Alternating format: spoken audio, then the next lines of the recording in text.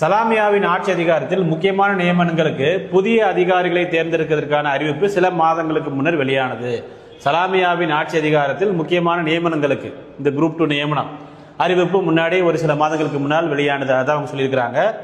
அரசாங்கத்தில் எந்த வேலையாக இருந்தாலும் கமிஷன் பெறுவதிலேயே குறியாக இருக்கும் அமைச்சர்களும் அதிகாரிகளும் இந்த அறிவிப்பிலும் புகுந்து விளையாடி இருக்கிறார்கள். அதாவது இவங்க யார் குற்றம் சொல்கிறார்கள்? அமைச்சர்களையும் அதிகாரிகளையும். அதிகாரிகள்லாம் யாரு? டிஎன்பிசி அதிகாரிகள் தான், வேற யாரும் கிடையாது. முதற்கட்ட தேர்வு முடிந்த உடனேயே வசூலில் இறங்கியவர்கள் சில பதவிகளுக்கு அதிகபட்சமாக 1 கோடி ரூபாய் வரைக்கும் வசூலித்திருக்கிறார்கள்.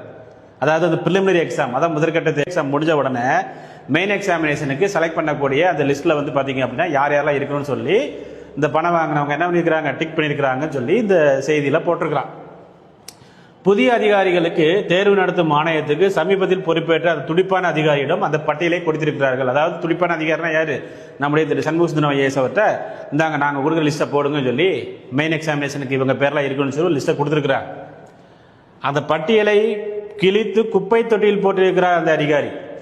அவர் என்ன தூக்கி குப்பை தொட்டியில் வீசிட்டார். நான் தேர்வை வந்து ரொம்ப முறையாக நியாயமாக தான் நடத்துவேன் அப்படிங்கிற மாதிரி சொல்லிட்டார். அதாவது மெரிட் அடிப்படையில் தான் பட்டியல் தயாரிக்க வேண்டும் அப்படின்னு ரொம்ப கராராக சொல்லிட்டார். யாரு? நம்முடைய Shanmugasundaram IAS, controller of examiner.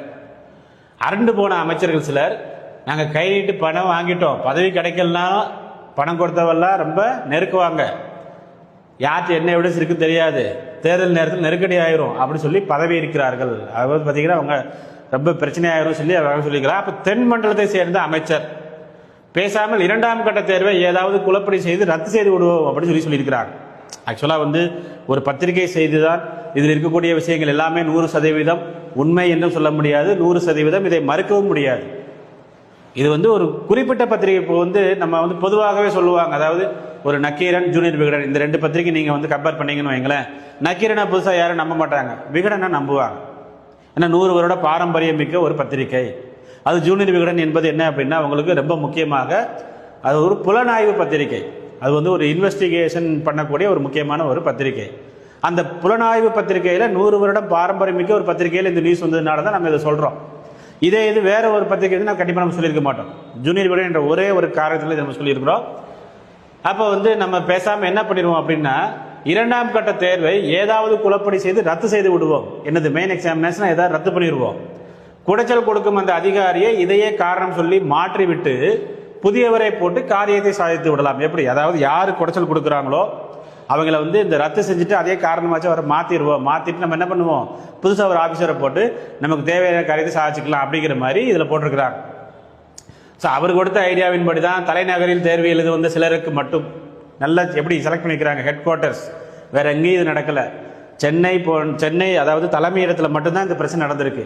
அப்போ தலைமை இடத்துல ஒரு பிரச்சனை நடந்தாதான் மீடியாவோட அட்டென்ஷன் கிடைக்கும், உடனே அது பெரிய விஷயமாக பரவும், தேர்வு ரத்து செய்யப்படும் அப்படிங்கிறது ப்ரீ பிளான் அப்படிங்கிறது இவங்க ரொம்ப தெளிவாக சொல்றாங்க.